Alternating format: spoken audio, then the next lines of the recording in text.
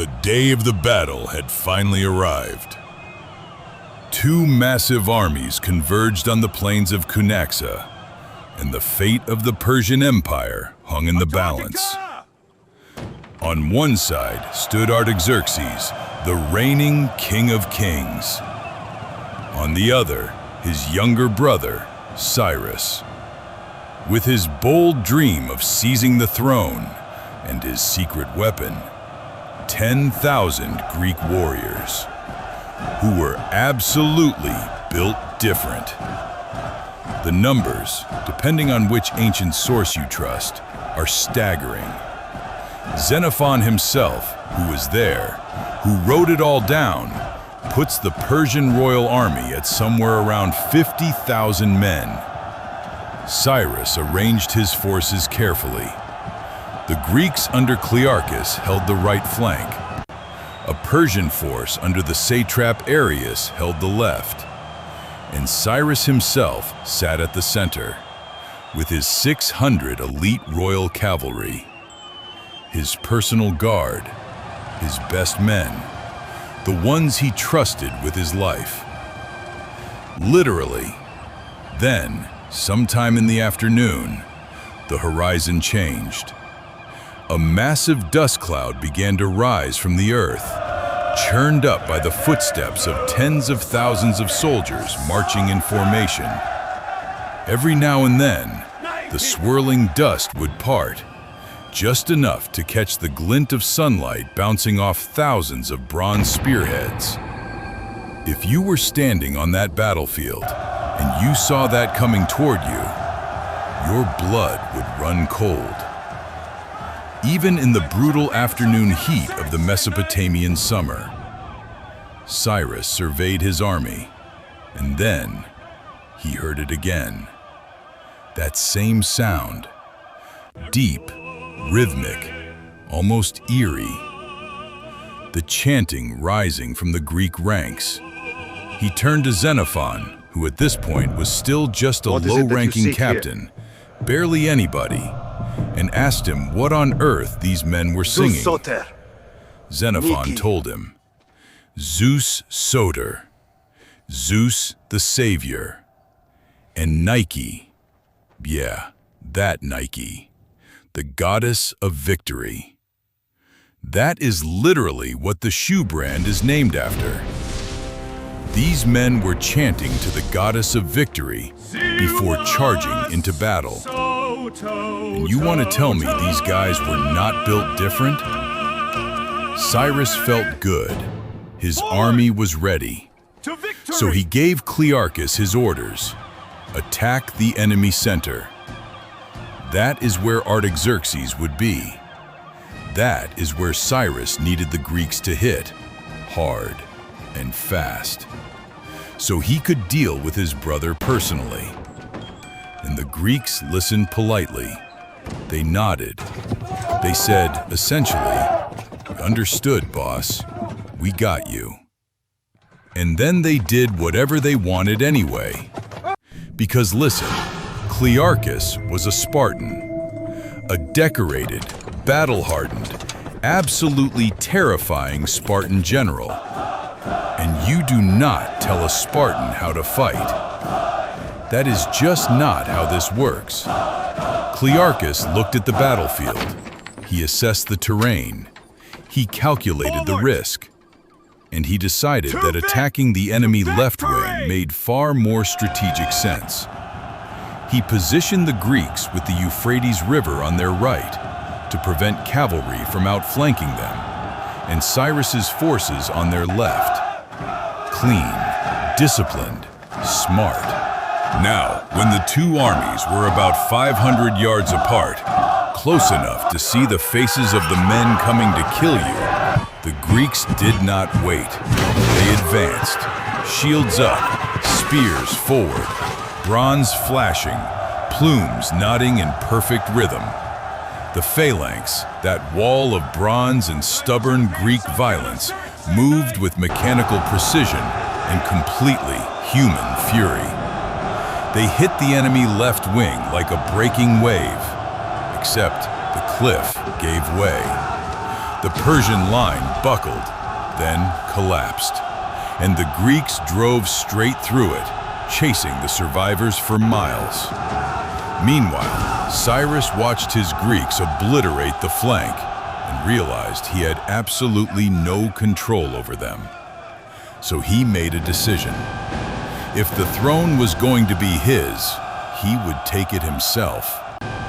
He led his 600 horsemen straight at his brother's royal guard. He wanted Artaxerxes dead by his own hand. No witnesses, no disputes, no rivals. It had to be him. Here is how the battle actually unfolded. The Greeks on the right annihilated the enemy left and disappeared into the desert in pursuit. Arius on the left did almost nothing, and Cyrus, in the center, hurled himself into the most dangerous point on the battlefield, straight at the elite royal cavalry. The two royal guards collided with terrifying force. Bronze rang, horses screamed, men vanished beneath hooves and spear points. And somehow, in that chaos, the brothers saw each other. Cyrus moved first. He threw his spear and drove it into Artaxerxes' chest. The king went down. But in the same heartbeat, a spear struck Cyrus through the eye. Instant. The man who set all of this in motion, the man who marched 10,000 Greeks across the known world, the man one spear away from ruling the Persian Empire, was dead. Everything unraveled. Arius saw Cyrus fall and ran. The rebel Persians broke immediately. The loyalist army surged forward, not to fight the Greeks, but to loot the abandoned camps. The Greek camp, their supplies, their money, gone. Meanwhile, the Greeks had completely won their side of the battlefield. They crushed the enemy, chased them for miles, and now they were marching back to regroup with Cyrus, confident, victorious. On the way, they spotted another Persian formation holding the field. Not knowing and not caring who was who anymore, they charged again and drove them back too. 2 victories in one afternoon. 2 separate Persian forces routed. The Greeks were undefeated on the field, and they had lost the war entirely. They found out the next morning. A messenger arrived from Arius, that same coward who had fled, carrying the news that Cyrus was dead and the rebel cause was over. The effect on the army was devastating. Their employer was gone. Their money had been looted from their camp. Their Persian allies had abandoned them, and they were standing in the middle of the Persian Empire, hundreds and hundreds of miles from home, surrounded by enemies. The day grew brutally hot.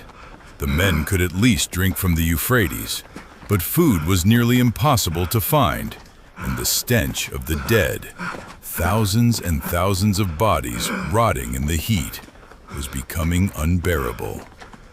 They were stranded, leaderless, broke, and hungry. And the king of the entire Persian Empire was very much aware of where they were. Negotiations began almost immediately, because Artaxerxes had a problem. He could not beat these men in open battle. That had been proven beyond any doubt. But he absolutely could not allow 10,000 professional Greek warriors to just wander freely through the heart of his empire, doing whatever they pleased. So he tried the obvious move first. He demanded their complete surrender. The Greeks laughed at him, essentially. They sent back a message saying that if he did not allow them to leave peacefully, they would make it their personal mission to cause as much destruction as humanly possible on their way out, which, given what they had just demonstrated on the battlefield, was not an idle threat. It was also, it has to be said, somewhat optimistic given their current situation. But that is the Greeks for you. Absolutely unshakable confidence, even when things are going terribly. They even made a bizarre side offer to Arius, the coward satrap who had run, offering to support him as a candidate for the Persian throne if he would help them. Arius said no. He was already losing support among the Persians and was not interested in making his situation worse by throwing in with a stranded Greek army. Eventually, a loyalist Persian satrap named Tissaphernes stepped in and took over the negotiations. He was smooth. He was diplomatic. He promised the Greeks supplies and a safe escort back to Greek territory.